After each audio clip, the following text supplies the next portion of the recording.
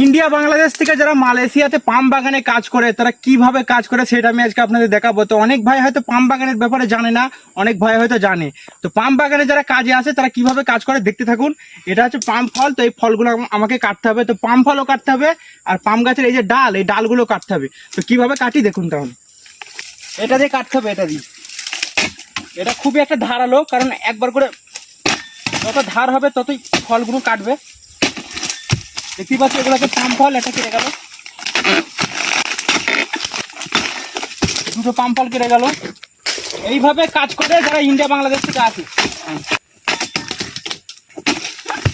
তো বুঝতে পারলে যারা ইন্ডিয়া বাংলাদেশ থেকে আসে মালয়েশিয়াতে তারা এইভাবে কাজ করে। তো এইখানে কাজ করা কিন্তু খুবই রিস্ক, কারণ মালয়েশিয়া পাম বাগান মানেই প্রচুর সাপ। তো ভাই সাপ আসে, কিন্তু এখন জায়গাটা পরিষ্কার বলে এখন সাপ দেখতে পাই না। তো ভিডিও যদি ভালো লাগে লাইক কমেন্ট শেয়ার করবেন, আর ইউটিউব থেকে দেখলে অবশ্যই